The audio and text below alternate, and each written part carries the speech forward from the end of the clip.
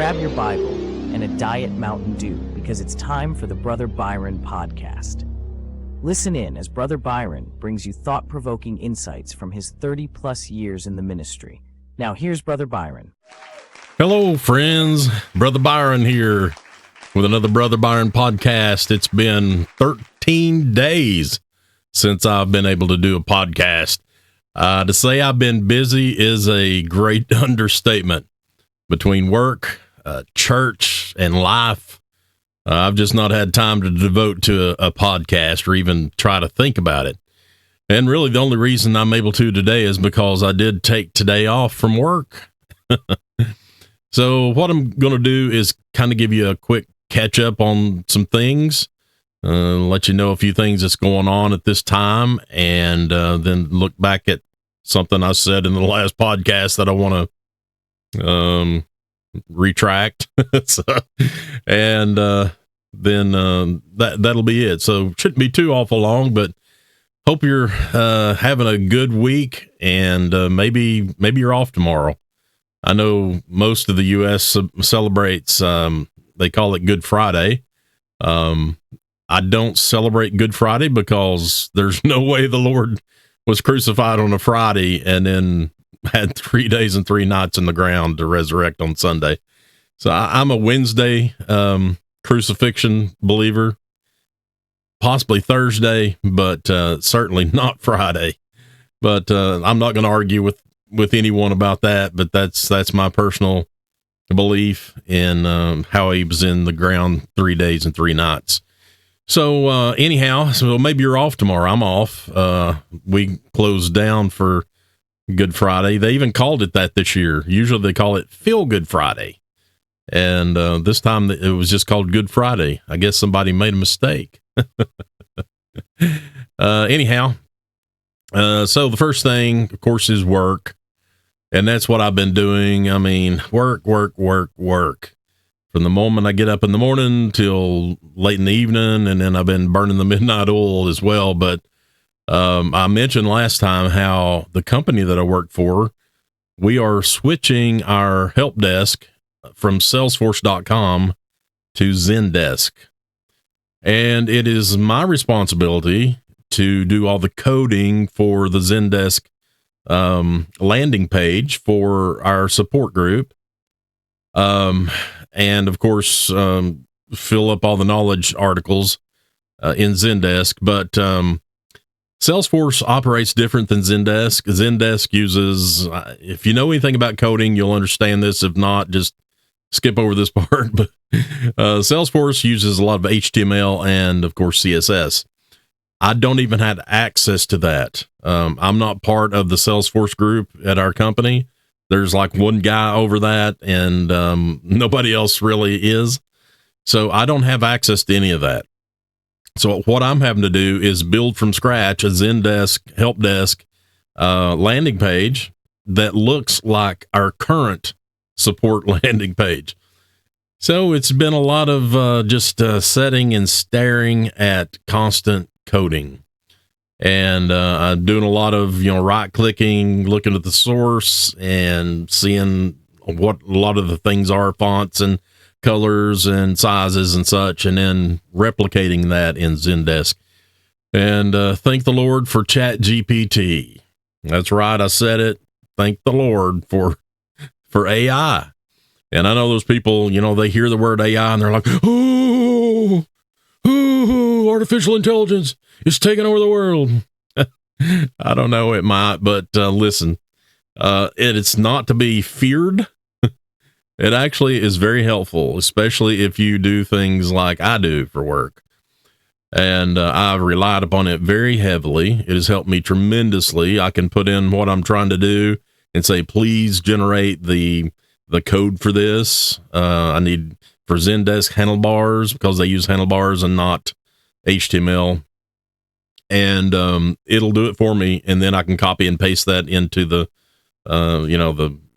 code and get things working right. So that's what I've been doing for hours and hours and hours, and literally my eyes get crossed, and it just wears me out. Anyway, to make a long story short, I completed all of that yesterday. And my boss took it to the big boss and presented it, and they approved it and said we did an excellent job. And so I'm glad to have that part over with. So all that's left is now I have to migrate 4,200 knowledge articles from Salesforce into Zendesk. I did find a company that does that, and I've been testing and working with them to make sure everything goes properly and everything's set up like we need. And so hopefully Monday I can do that and get all those articles migrated over. And I believe we're going to go live with it on Friday. So exciting things at work. And that probably bored everyone else to tears, but to me, it's extremely exciting. Okay, enough about work. So church has been going good as usual. I finished up my Ruth sermon series that I've been doing for the last 4 Sundays. So this past Sunday was Ruth chapter 4. We finished up, and I had a tremendous amount of people talking about it and coming up and telling me how much they enjoyed it and how much they learned and all that. And I'm thankful for that. And I give God all the praise for it, because he's the one that's guided me in everything that I've said. And so it's always nice to know that people are actually receiving help from the messages. Most of all, I want to glorify God. Whether anybody else gets help or not, I want to glorify God. And as long as I do that, then I'm doing my job. Wednesday, we were in part number 14. Was that yesterday? Yeah, today's Thursday.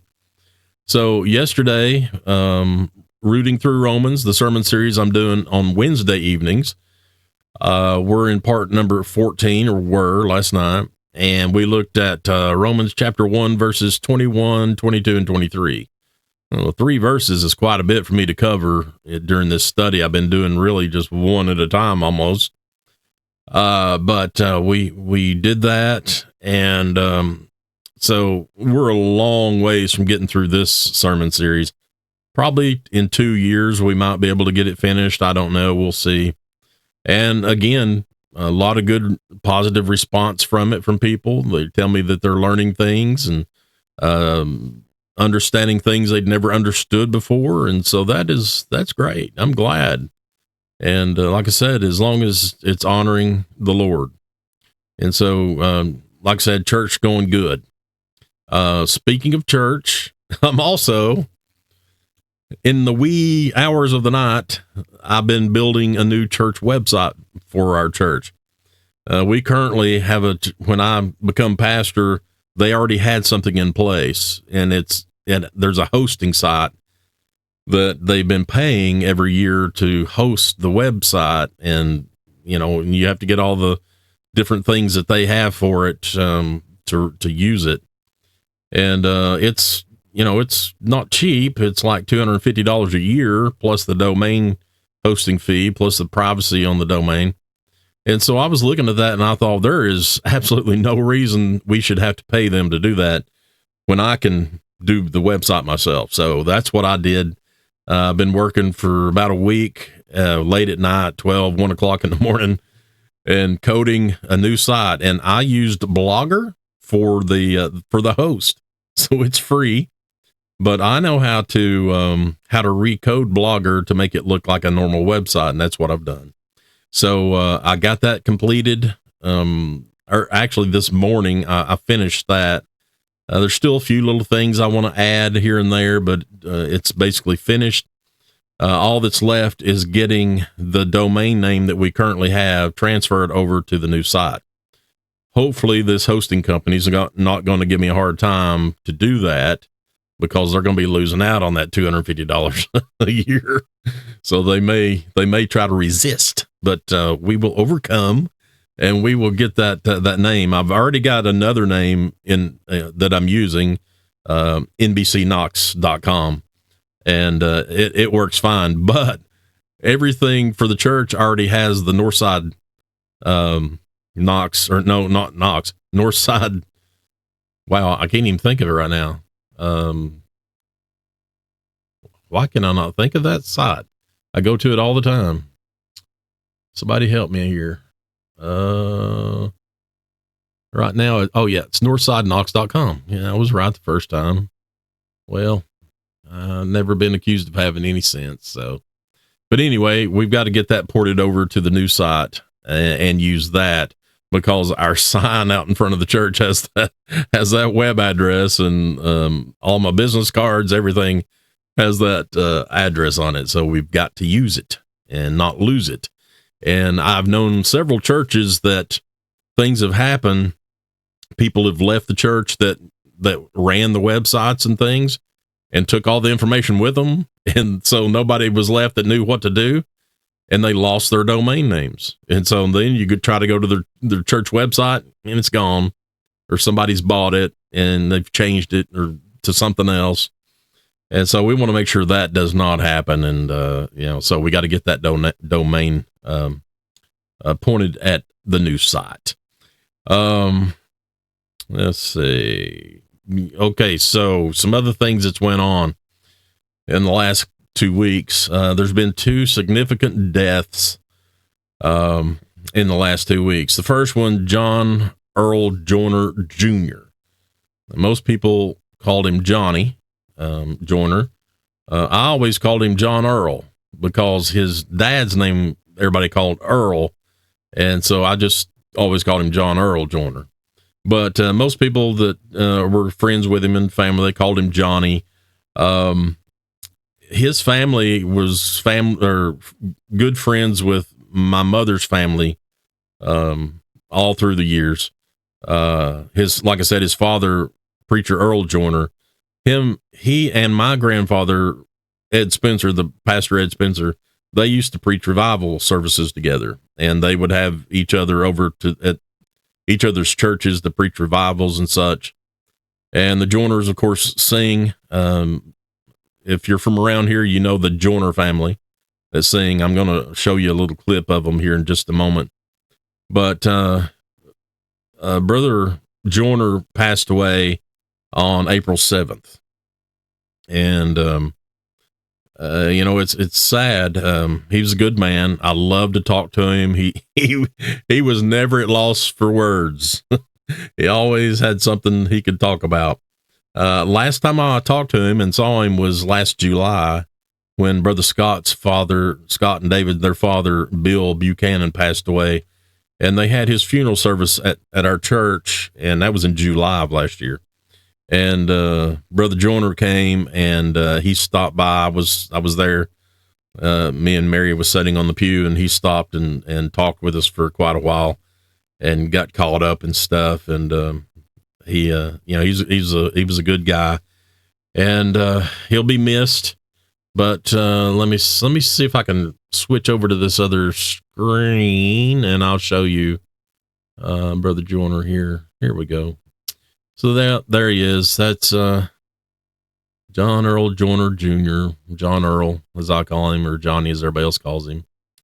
There they has it in parentheses there, Johnny. But he passed away, and they had his funeral service on last Friday, and I had work. I could not leave, and I was not able to attend his funeral service, and I felt so bad about it.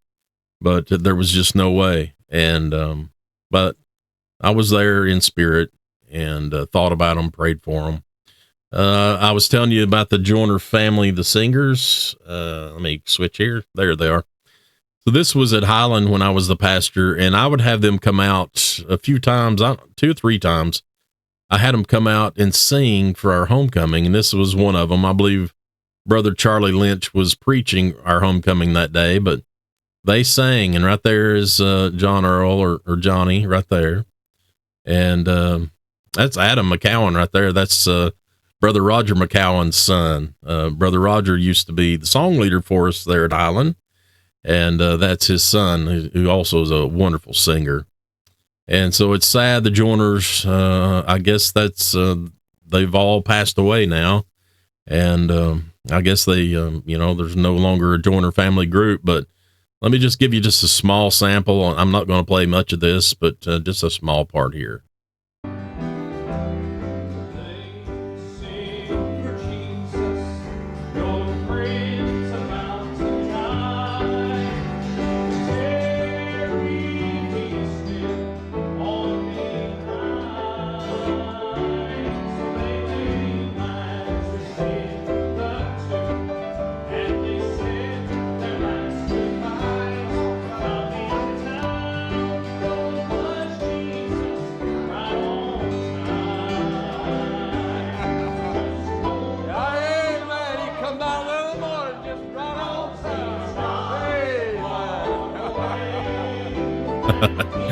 Somebody's getting happy down there.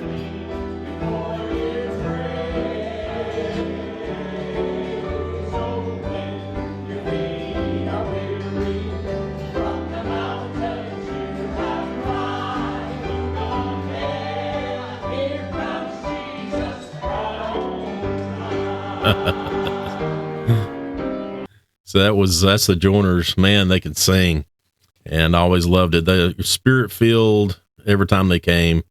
Wonderful time with them.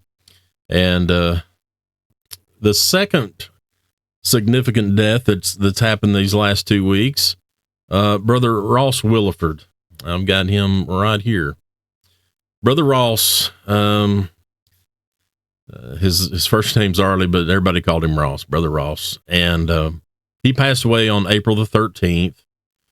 They had his graveside service today. Brother Jonathan Tharp preached that, and I was not able to attend that either.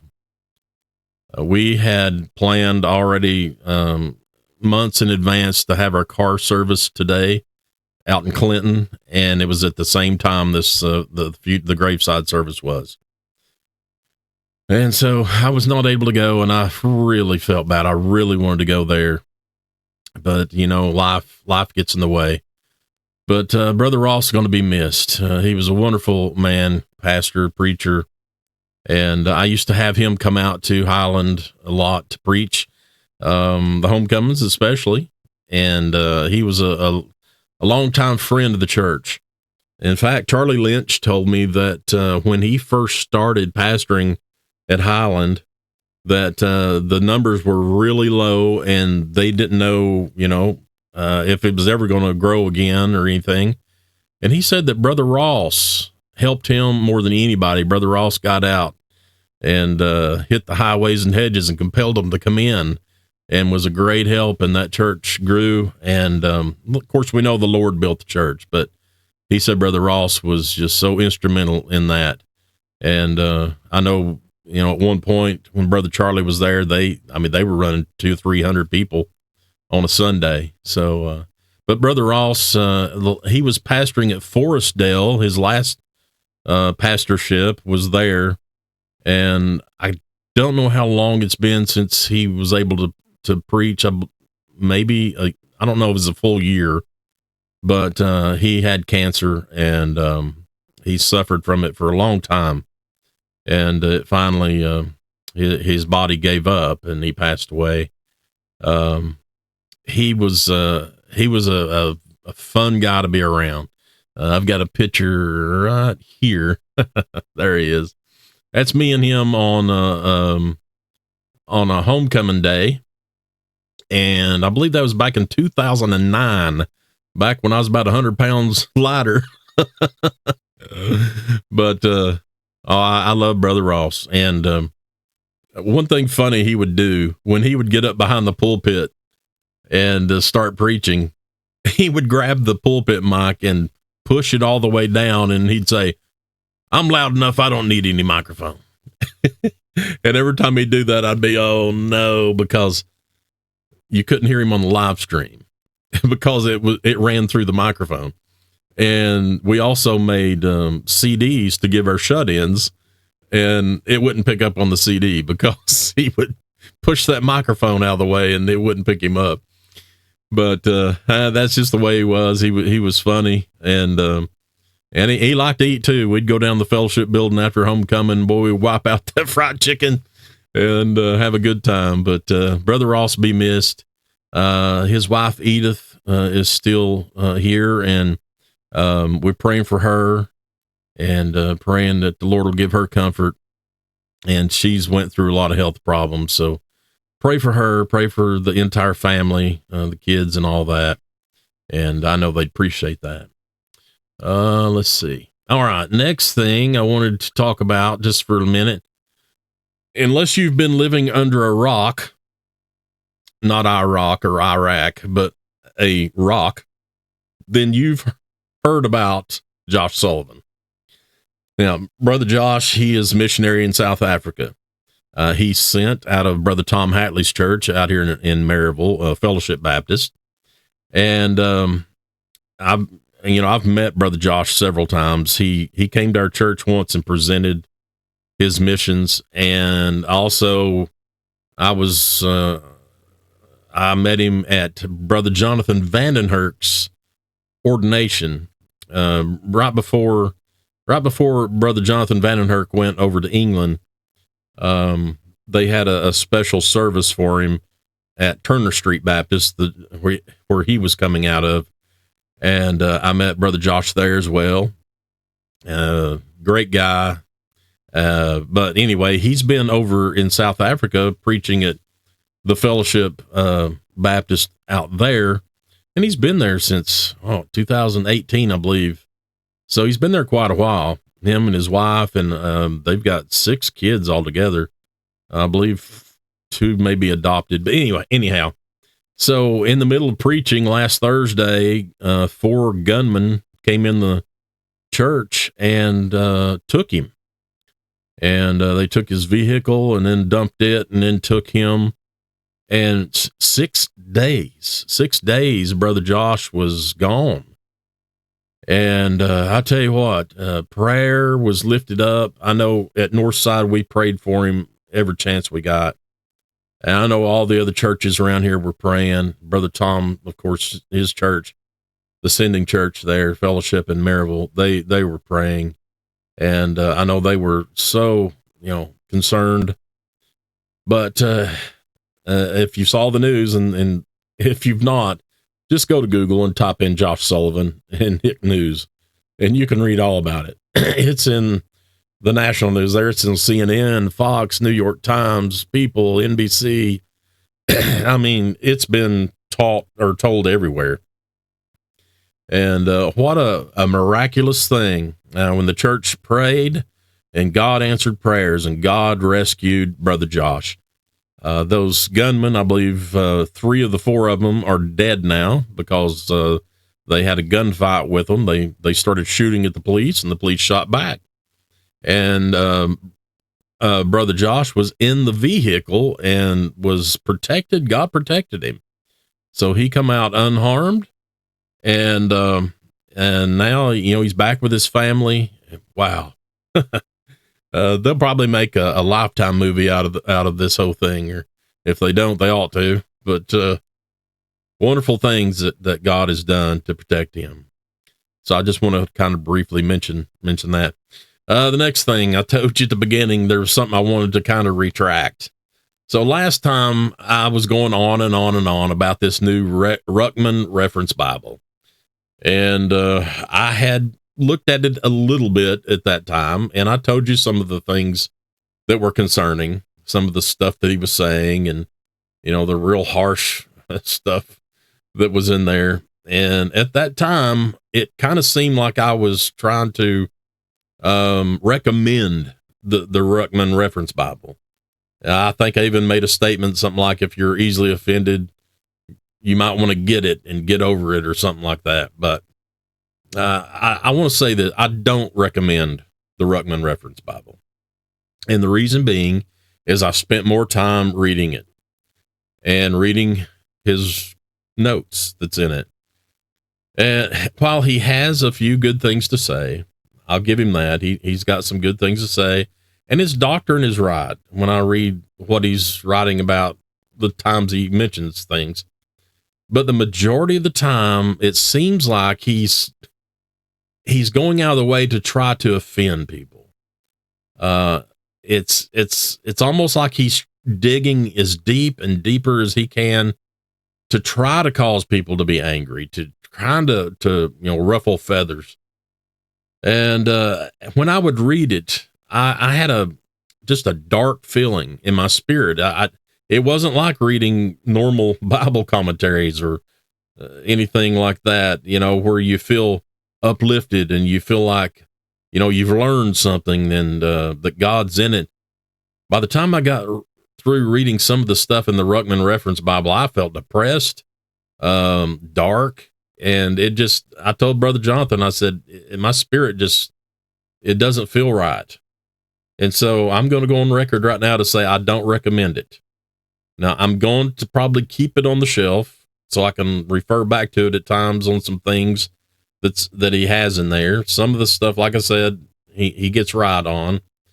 But when it comes to the deep spiritual things, I find it lacking in that. Instead, it's more of the attacking this group or attacking this religion or attacking that one. And if they deserve it, that's fine. And I'm all about calling out people in their sin and calling out where they're wrong. But that's not going to be my main ministry. Of trying to tear people down. That's not my ministry. So, like I said, I don't recommend it. That's enough about that. I've not finished his Why I'm Not a Calvinist book yet. I read the first 3 or 4 pages, and it was a lot like the reference Bible, and I just kind of got sick of reading it, and I put it down. It's back there behind me somewhere. And so, anyway, let me switch back to the other camera. The last thing I want to talk about, just briefly. So Easter's coming up. Like I mentioned already, a lot of people observe what they call Good Friday tomorrow. And, in their eyes, they think that the Lord was crucified on Friday. Absolutely no way that was possible. But regardless of that, so Easter Sunday's coming up. And as we independent Baptists like to call it, Resurrection Sunday. We don't want to get accused of worshiping the Mesopotamian goddess Ishtar or the Anglo-Saxon goddess, Uster. And but yes, the King James Bible uses the word Easter. It uses it one time. And it's in Acts chapter 12. Let me just read you that passage, and then I'll just briefly touch on this, and we'll finish. But Acts chapter 12, verses 1-5, listen, the Bible says, "Now about that time, Herod the king stretched forth his hands to vex certain of the church, and he killed James, the brother of John, with the sword. And because he saw it please the Jews, he proceeded further to take Peter also. Then were the days of unleavened bread. And when he had apprehended him, he put him in prison and delivered him to 4 quaternions of soldiers to keep him, intending after, here it is, Easter, to bring him forth to the people. Peter, therefore, was kept in prison, but prayer was made without ceasing of the church unto God for him," just like the church was praying for Brother Josh Sullivan. But anyway, so that is the one time in the King James Bible that word is used, Easter. Now, it comes from the word Pascha, or Pascha. And so it's interpreted this time as Easter, whereas all the other times it's interpreted as Passover, because that's what it's talking about. It's that it represents the time of the Jewish Passover. And of course, they had the Paschal lamb and, the all that stuff. So, I'm fine with using the word Easter. I use it. I was brought up that way. My family always just referred to that day as Easter Sunday. Resurrection Sunday is great too. I use it interchangeably. If you say Easter, I don't care. I'm not gonna argue with you, but there's people out there, they get all worked up and they're like, that's a pagan holiday was Easter. That's not the real reason. Blah, blah, blah, blah. I know. I mean, anybody with any sense, anybody that has studied the Bible at any length of time understands that. But there again, the word Easter is in King James Bible, and it is at that same time period. So we're not celebrating fertility goddesses. We are not worshiping Easter bunnies or Easter eggs or anything like that. But I'm not going to argue with anybody that wants to use the word Easter for this coming Sunday. So there you have it. So that's really all the things I had to talk about. What I've went a long time at now. Was it 30 minutes? Wow. Well, for you 1 or 2 people that maybe left listening just to see if I say something dumb, I appreciate you listening through the whole podcast. And hopefully we'll get to do another one before too long. Hopefully some of this work stuff will kind of slow down a little bit and I can get a break. I need a break bad. I'll tell you that. But if you don't have a church to attend, come out to Northside Baptist Church. We are located at 201 Northside. There, I did it. I said something dumb. We're not located at Northside. We're located at Bernard Avenue. The church is Northside. So 201 Bernard Avenue, Knoxville, Tennessee. You come out and be with us, and we'll treat you right. We'll save a seat for you. What was that slogan? Motel 6. We'll leave a light on for you. We'll leave a pew open for you. How about that? And so you come out and be with us. And if you have a church, go there. And by the way, let me say this: if you've not been going to church and you're uneasy about going and thinking, well, people's going to stare at me or talk about me or something like that, quit worrying about that. We don't care. I mean, if you've not been in church for a year or even more, or maybe you've never been, that doesn't matter. We're not going to talk about you, point you out or anything like that. You just come and you be with us, and we're going to just keep going like we normally do. It won't matter at all to us. We'd love to see you there. But anyhow, that's really all I had to say today. I could probably sit here and rattle on and on and on, but my cousin Danny may come and threaten me if I keep doing that. Hey, Danny. Okay, so this is Brother Byron, and I'm out.